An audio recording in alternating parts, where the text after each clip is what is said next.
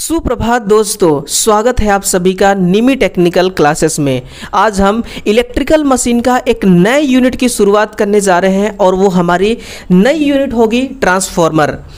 अभी रिसेंटली आपका यूपीपीसीएल का भी एग्ज़ाम होना बाकी है और अभी कांस्टेबल रेडियो ऑपरेटर का भी आपका एग्ज़ाम होगा। कांस्टेबल जीडी में तो यहाँ से क्वेश्चन नहीं बनेंगे, लेकिन रेडियो ऑपरेटर में यहाँ से क्वेश्चन ज़रूर पूछे जाएंगे।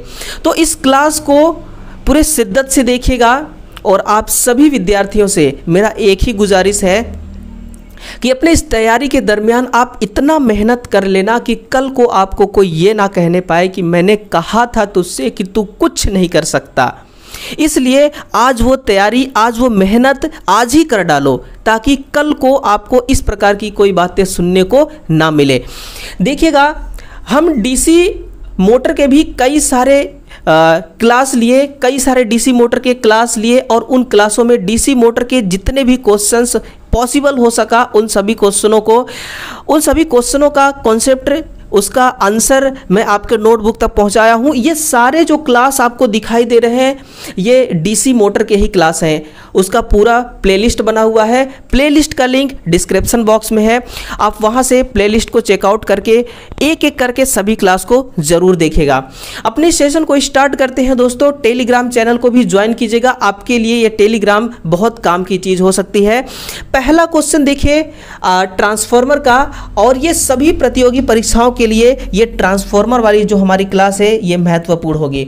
इस क्लास में ट्रांसफॉर्मर का केवल बेसिक क्वेश्चनों को हम कवर करेंगे कि एक्चुअल में ट्रांसफॉर्मर होता क्या है, क्योंकि इस क्लास को, इस वीडियो को न जाने ऐसे कितने विद्यार्थी होंगे जो आईटीआई में अभी 2023-24 में एडमिशन लिए होंगे, जिनको ट्रांसफॉर्मर एक्चुअल में क्या चीज़ है ये मालूम नहीं है।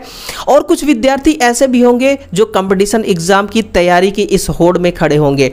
तो जो तैयारी कर रहे हैं उनको तो मालूम होगा, लेकिन फिर भी वो सुनेंगे, जिनको नहीं मालूम वो तो सुनना ही है। निम्नलिखित विकल्पों में से जो ट्रांसफॉर्मर है ये किस प्रकार की युक्ति है ये आपको बताना है। चलायमान डिवाइस है, अचल डिवाइस है, या फिर इनमें से कोई नहीं। तो देखिए, ट्रांसफॉर्मर एक प्रकार की ऐसी युक्ति है, अगर आप इसके ट्रांसफॉर्मर के पार्ट के बारे में जब आप पढ़ेंगे तो आपको कोई सा भी पार्ट ऐसा नहीं दिखेगा जो घूमने वाली हो, रोटेट करने वाली हो, है ना। अब डीसी मोटर हो, एसी मोटर हो, जनरेटर हो, कोई भी युक्ति हो, उसमें घूमने वाली भाग होती है, लेकिन ट्रांसफॉर्मर में कोई घूमने वाली भाग नहीं होती है। अब घूमने का मतलब है रोटर से। अब आप कहेंगे इसमें मैग्नेटिक फ्लक्स तो घूमती है, तो मैग्नेटिक फ्लक्स कोई पार्ट नहीं है, वो एक क्या है, एक इफेक्ट है, एक प्रभाव है, एक फीलिंग है, यूँ समझिए, है ना। जब इसमें दोस्तों आंसर क्या हो जाएगा, अचल डिवाइस, है ना, अचल डिवाइस। अब अचल डिवाइस होने से हमें फ़ायदा क्या होता है कि इसमें बियर एंड टीयर लॉस, है ना, इसमें बियर एंड टीयर लॉस जो होती है ना वो नहीं होती। बियर एंड टीयर लॉस इसमें नहीं होती है, और बियर एंड टीयर लॉस ना होने के कारण ही इसकी जो दक्षता होती है वो 95 से लेकर के 98% तक होती है। और इलेक्ट्रिकल मशीन का ऐसा कोई युक्ति नहीं है जो 98% तक उसकी एफिशिएंसी हो, लेकिन ट्रांसफॉर्मर एक ऐसी युक्ति है जिसमें 95 से 98% इसमें क्या होती है, इसकी एफिशिएंसी होती है। तो इसका जो आंसर है ऑप्शन नंबर क्या है, सी करेक्ट आंसर हो जाएगा। आगे बढ़ते हैं और देखते हैं अगला क्वेश्चन क्या है आपके लिए। ट्रांसफॉर्मर किस पावर में प्रचालित होती है, यानी कि ऑपरेशन की बात कही जा रही है कि किस प्रकार के पावर से ऑपरेट होती है। आपको मालूम होगा कि पावर हमारे पास दो प्रकार की होती है ना, एसी और डीसी।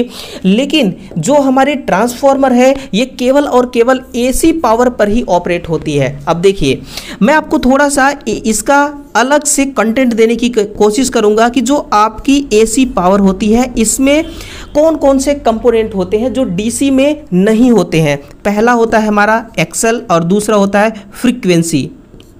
दूसरा क्या होती है, फ्रीक्वेंसी। एक्सल क्या है, ये हमारी इंडक्टिव रिएक्टेंस। ये क्या है, इंडक्टिव रिएक्टेंस। ये जो कंपोनेंट है ये डीसी सप्लाई या डीसी पावर में नहीं पाई जाती। और ये क्या है, हमारी हर्ट्ज, है ना, ये क्या है, हर्ट्ज, या फिर यूँ समझिए ये है हमारी आवृत्ति। क्या है ये, आवृत्ति, फ्रीक्वेंसी, है ना, जिसको हम हर्ट्ज में लिखते हैं।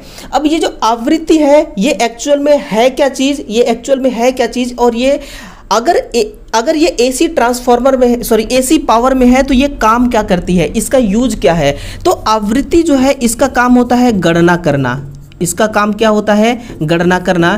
क्योंकि ट्रांसफार्मर को जब भी हम सप्लाई देंगे तो वो जो हमारी सप्लाई है एसी की सप्लाई होगी तो उसका वेव फॉर्म कैसा होगा? इस प्रकार से उसका वेव फॉर्म होगा। ये क्या है? ये पॉजिटिव हाफ साइकिल है, ये निगेटिव हाफ साइकिल है। ये किस प्रकार से गणना करता है कि पॉजिटिव हाफ साइकिल को कंप्लीट होने में, है ना, यहाँ से यहाँ तक कंप्लीट होने में कितना माइक्रो सेकेंड या मिली सेकेंड का समय लगा, और निगेटिव हाफ साइकिल को कंप्लीट होने में कितना माइक्रो सेकेंड या मिली सेकेंड लगा। जितना सेकेंड लगता है वही कहलाती है आपकी आवृत्ति। यही क्या कहलाती है? आपकी आवृत्ति। और इस प्रकार से गणना करता है। और ये गणना करता है यानी कि ये कंपोनेंट एसी सप्लाई में होती है, इसीलिए शायद हम आपको ये पढ़ा पाते हैं, आपको ये हम सिखा पाते हैं कि एसी जो पावर होती है उसकी स्पीड इतनी होती है।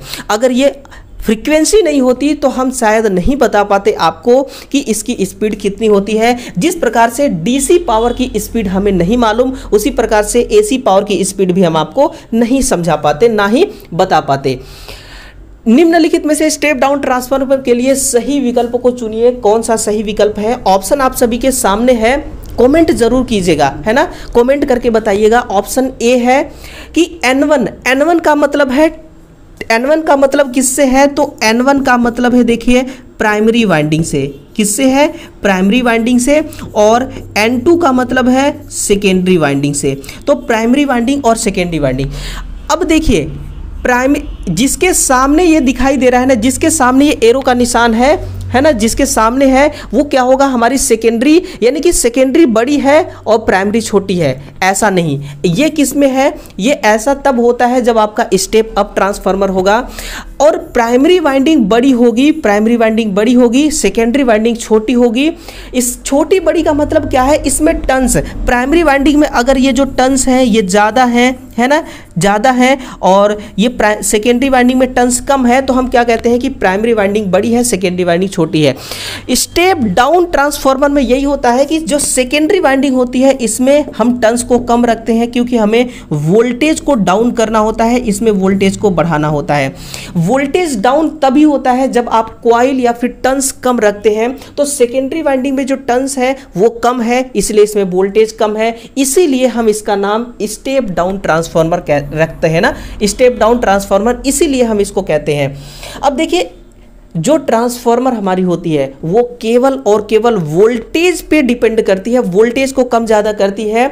जो करंट है वो ऑटोमेटिक कम ज़्यादा हो जाती है। लेकिन आपको पूछे ना, इन दोनों में ऐसा कौन सा कंपोनेंट है, इन दोनों में ऐसा कौन सा कंपोनेंट है जो एक बराबर है? तो आप लिखिएगा पावर।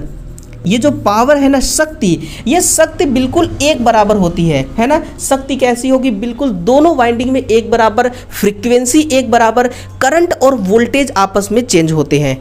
ठीक है, चलिए अगले क्वेश्चन की ओर हम आगे बढ़ते हैं। और क्वेश्चन नंबर अगला है, एक कली ट्रांसफार्मर किस सिद्धांत पर कार्य करती है ना। कई सारे विद्यार्थियों को इसका आंसर भी मालूम होगा और ऑप्शन नंबर ए की तरफ वो जाने की कोशिश करेंगे, म्यूचुअल इंडक्शन। म्यूचुअल इंडक्शन होता क्या है? थोड़ा सा इसके फिनोमिना को हम समझते हैं। म्यूचुअल इंडक्शन एक्चुअल में है क्या चीज़? किस चिड़िया का नाम है म्यूचुअल इंडक्शन? अब देखिएगा, ये हमारी है प्राइमरी वाइंडिंग, ये क्या है? प्राइमरी वाइंडिंग, और ये हमारी सेकेंडरी वाइंडिंग। ये कौन सी वाइंडिंग हो गई? Secondary winding. हमने यहाँ से फेज और न्यूट्रल दिया, या फिर 3 फेज की सप्लाई भी आप दे सकते हैं, सिंगल फेज की भी सप्लाई दे सकते हैं, जिस प्रकार की ट्रांसफार्मर रहेगी। हमने इसमें सिंगल फेज की सप्लाई दिया, मान लीजिए, तो इसमें क्या जनरेट हो गया? यहाँ पर मैग्नेटिक फ्लक्स जनरेट हो गया, है ना। क्या जनरेट हुआ? ये मैग्नेटिक फ्लक्स जनरेट हुआ। इसी मैग्नेटिक फ्लक्स के एरिया में, इसी के दायरे में हम दूसरी कॉइल लाकर रख देते हैं। ये हमारी क्या है? ये हमारी है दूसरी कॉइल। और ये कॉइल के, इस कॉइल को मैग्नेटिक लाइंस, मैग्नेटिक फ्लक्स के प्रभाव के अंदर ही रखते हैं, जिससे क्या होता है, ये जो आपकी मैग्नेटिक लाइंस हैं ये दूसरे वाली वाइंडिंग के साथ लिंक हो जाती हैं, जिससे जनरेट क्या होता है? ईएमएफ, जिससे ईएमएफ जनरेट होती है और करंट चलने लगती है। इसी को कहा जाता है म्यूचुअल इंडक्शन, यानी कि पारस्परिक चुंबकीय प्रेरण। यानी कि हमने सप्लाई दिया तो चुंबक यहाँ पर बन गया, इलेक्ट्रोमैग्नेट, उस इलेक्ट्रोमैग्नेट से मैग्नेटिक लाइंस निकलेंगी, उसी मैग्नेटिक लाइंस के अंदर उसके दायरे में, उसके प्रभाव में हमने दूसरा कॉइल रखा, तो वो कॉइल लिंक हो गया इस मैग्नेटिक लाइन से, जिससे इसमें ईएमएफ उत्पन्न होता है। इस पूरे फिनोमिना को, इस पूरे प्रोसेस को क्या कहते हैं? हम म्यूचुअल इंडक्शन के नाम से जानते हैं। और हमारी ट्रांसफॉर्मर इसी प्रकार से काम करती है। ट्रांसफॉर्मर और सिंगल फेज की मोटर या फिर 3 फेज की मोटर, बिल्कुल इनका वर्किंग प्रिंसिपल एक जैसे होता है ना, एक जैसे। क्योंकि जब आप सिंगल फेज मोटर या फिर 3 फेज मोटर को देखेंगे तो उसमें भी केवल एक ही वाइंडिंग यानी कि स्टेटर वाइंडिंग को ही सप्लाई दिया जाता है। उसी प्रकार से ट्रांसफॉर्मर में भी केवल इसके प्राइमरी वाइंडिंग को ही सप्लाई से कनेक्ट किया जाता है। निम्नलिखित विकल्पों में से कौन से कोर टाइप ट्रांसफॉर्मर की एक विशेषता को दर्शाता है? अब मैं आपके सामने ये एक तस्वीर लाया हूं, इस तस्वीर को आप गौर से देखिए, है ना। अब इस तस्वीर को लाने का मेरा क्या पर्पस था? क्योंकि ट्रांसफॉर्मर किस पर काम करती है? ये वाली ट्रांसफॉर्मर हाई वोल्टेज पर, किस पर? हाई वोल्टेज पर वर्क करती है, इसका यूज किया जाता है। इसलिए 3 कोर वाले ट्रांसफॉर्मर को भी मैंने आपके सामने लाया। अब इसमें देखिए क्या होता है, इसमें केवल एक चुंबकीय मार्ग होती है। जब आप इस वाले कोर टाइप ट्रांसफॉर्मर को देखेंगे, जब आप कोर टाइप ट्रांसफॉर्मर को देखेंगे तो आपको दिखेगा कि इसमें जो चुंबकीय लाइंस है ना, इसमें केवल और केवल एक ही चुंबकीय लाइंस आपको दिखाई देंगी, है ना, केवल एक चुंबकीय लाइंस दिखाई देंगी। देखिए इस कोर वाले ट्रांसफॉर्मर को हम यूज क्यों करते हैं? इसमें क्या होता है कि लीकेज बहुत कम होता है ना। कुछ पॉइंट है उसको लिखेगा कि इसमें लीकेज फ्लक्स या फिर फ्लक्स लीकेज बहुत ही क्या होते हैं? कम होते हैं। क्यों कम होता है? क्योंकि जिस प्रकार से लेडीज़ों के हाथ में चूड़ियाँ पहनी होती हैं, लेडीज़ें अपने हाथों में चूड़ियाँ पहनती है ना, तो उनके कलाई के राउंड में चूड़ी लगी होती है। बस वैसे ही इस कोर के राउंड में चूड़ी के फॉर्म में यहाँ पर कॉइल लपेटी गई है। और ऐसा करने से क्या होता है कि इस कोर का मैक्सिमम भाग इस वाइंडिंग से ढक जाती है, जिससे क्या होता है कि फ्लक्स लीकेज बहुत कम होती है। और अगर फ्लक्स लीकेज बहुत कम हो रही है तो फिर ऑब्वियसली बात है कि इसमें क्या होगा कि हानियां बहुत कम होगी, है ना। इसमें क्या होंगी? हानियां निम्न होंगी, जिससे इसकी दक्षता कैसी होगी? उच्च होगी। और इसको हाई वोल्टेज के लिए यूज किया जाता है, यह भी बात आपको मालूम है।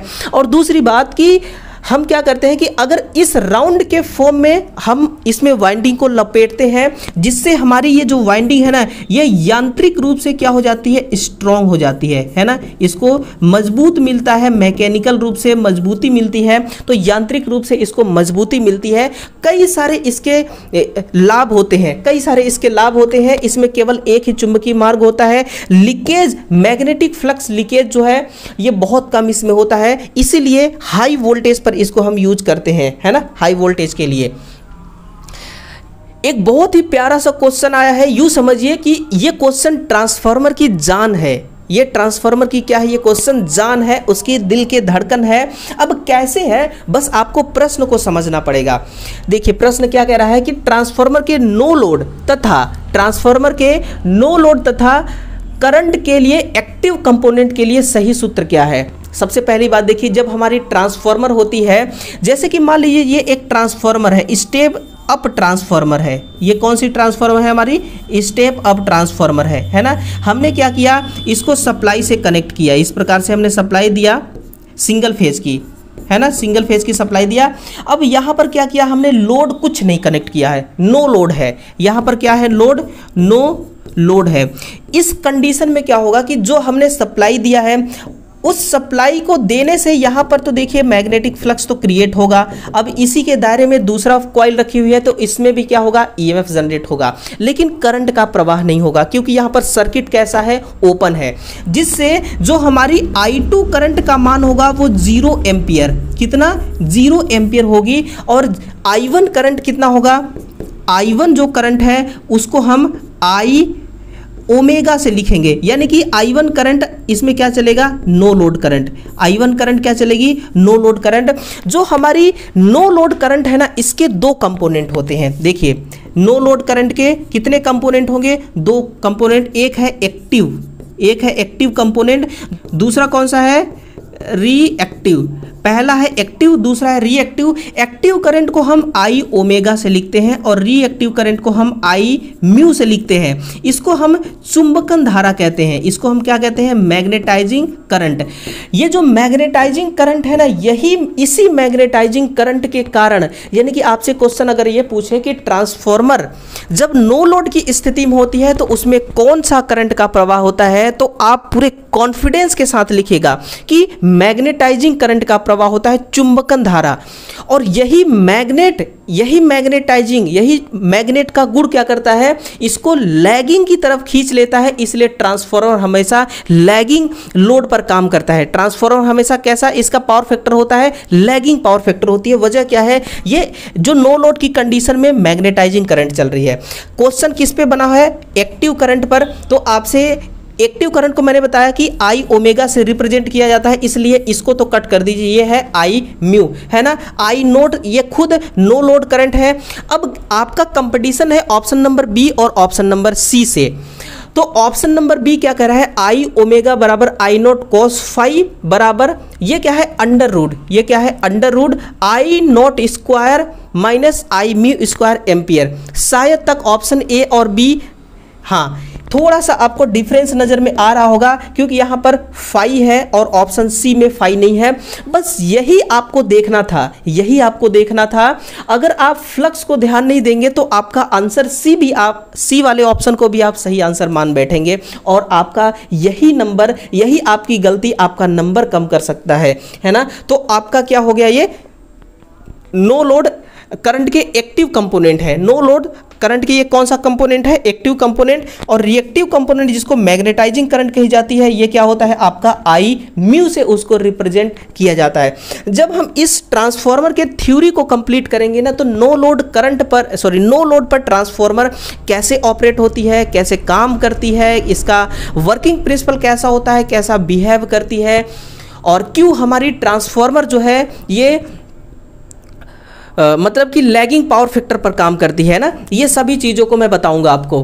दिए गए विकल्पों में से ट्रांसफार्मर का भाग नहीं है, इनमें से पहचानिए कौन ट्रांसफार्मर का भाग नहीं है। Tap changer gauge, tap changer gauge है कैसे, देखिए ट्रांसफार्मर, सुनिएगा, ट्रांसफार्मर क्या होता है कि ट्रांसफार्मर में जैसे जैसे हम लोड बढ़ाते जाते हैं वैसे वैसे क्या होता है, इसका वोल्टेज डाउन होने लगता है।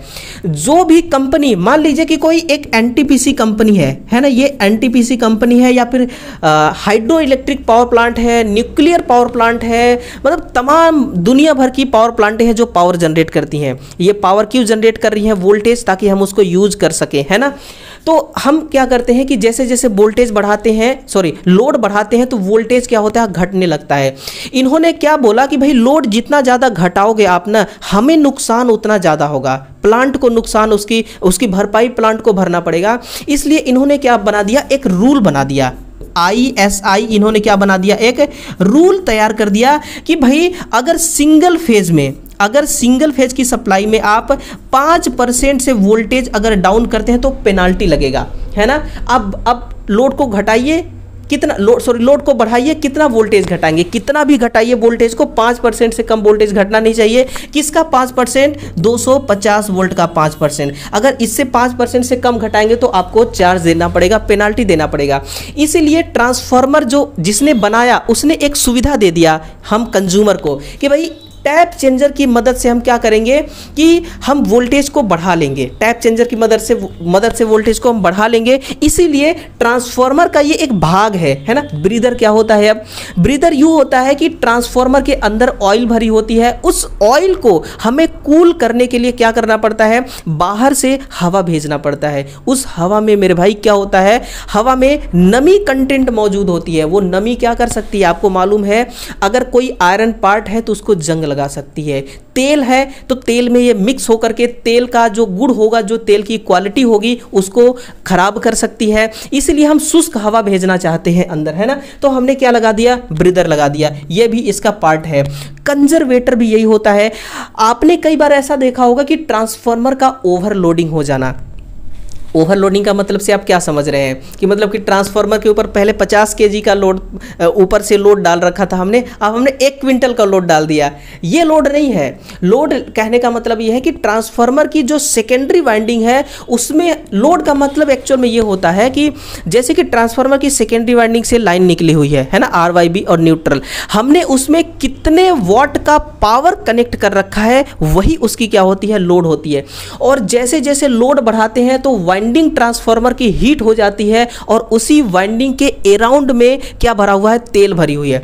वो तेल जैसे ही गर्म होगा, तेल आपको पता है कि वो खोलने की कोशिश करता है, पतला होता जाता है, और पतला जब होगा तो जब फैलने की कोशिश करेगा तो उसको जगह चाहिए ना। अगर हम जगह नहीं दिए या तो वो लीकेज होने लगेगा या फिर ब्लास्ट कर देगा जहां पर वो तेल जिस टैंक में भरी होगी।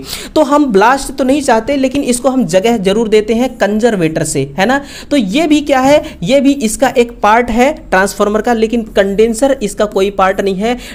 कंडेंसर क्या होता है, ये एसी मोटर की, चाहे सिंगल फेज मोटर हो चाहे 3 फेज मोटर हो, वहां पर लगी होती है कंडेंसर।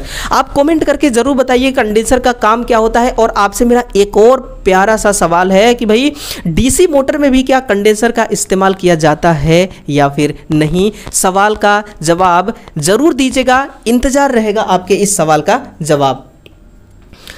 ट्रांसफार्मर में सामान्यतः किस ऑयल को महत्व दिया जाता है, तो देखिए जैतून का तेल, नो बाबा जैतून का तेल नहीं, कास्ट्रोल ऑयल भी नहीं, सरसों का तेल है ना, सरसों का तेल हम खाने के लिए, आज के टाइम पे महंगाई इतना ज़्यादा हो गया है कि खाने के लाले पड़े हैं। सरसों का तेल 200 रुपये 250 रुपये केजी हो गया, तो फिर हम ट्रांसफार्मर में कहाँ से यूज करेंगे। खनिज ऑयल, मिनरल ऑयल का हम यूज करते हैं। अगर कोई नाम जानना चाहते हैं तो इसको हम कहते हैं नेफ्थो ऑयल, इसको हम क्या कहते हैं, नेफ्थो ऑयल, है ना, इसका नाम होता है नेफ्थो ऑयल। लेकिन जो अंडरग्राउंड की ट्रांसमिशन लाइन होती है, जो माइंस में यूज की, सॉरी ट्रांसफार्मर, जो माइंस में ट्रांसफार्मर यूज किए जाते हैं उसमें नेफ्थो ऑयल प्रयोग नहीं किया जाता, उसमें दूसरा ऑयल, सिंथेटिक ऑयल प्रयोग की जाती है ना।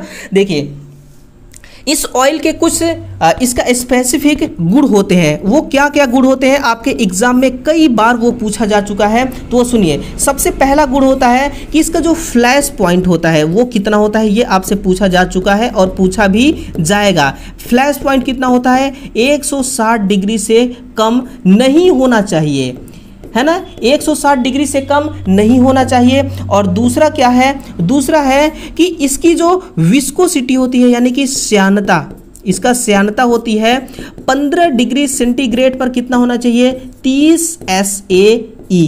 SAE का फुल फॉर्म क्या होता है, सोसाइटी ऑफ ऑटोमोटिव इंजीनियर, है ना, ये इसका फुल फॉर्म होता है। तो इस तेल का जो विस्कोसिटी है 15 डिग्री सेंटीग्रेड पर हम 30 SAE होना चाहिए।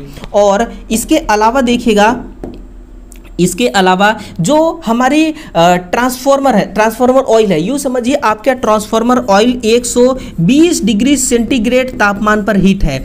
इस तापमान पर अगर हम कोई कॉटन का कपड़ा, है ना, हम इस पर अगर हम क्या करते हैं, कोई कॉटन कपड़ा इसमें डालते हैं, कितना 48 घंटे तक, कितना 48 हावर्स तक अगर कोई कॉटन का कपड़ा इस तेल में 120 डिग्री सेंटीग्रेड तापमान की सिचुएशन में अगर 48 घंटे तक डाल के रखते हैं तो ट्रांसफार्मर ऑयल जो है ये उस कॉटन के कपड़े को नुकसान या फिर बुरा प्रभाव ना पहुंचा पाए, इस प्रकार का गुणों वाला आपका ट्रांसफार्मर ऑयल होना चाहिए। तो ये तीनों गुण आप याद रखिएगा, ठीक है ना, ये तीनों गुण आप क्या करेंगे, याद रखेंगे। और इसका जमाव बिंदु, है ना, देखिएगा इसका जो जमाव बिंदु है ना वो किधर होना चाहिए, प्लस की तरफ या माइनस की तरफ, तो ये निगेटिव की तरफ होना चाहिए, निगेटिव की तरफ अधिक होना चाहिए इसका जमाव बिंदु।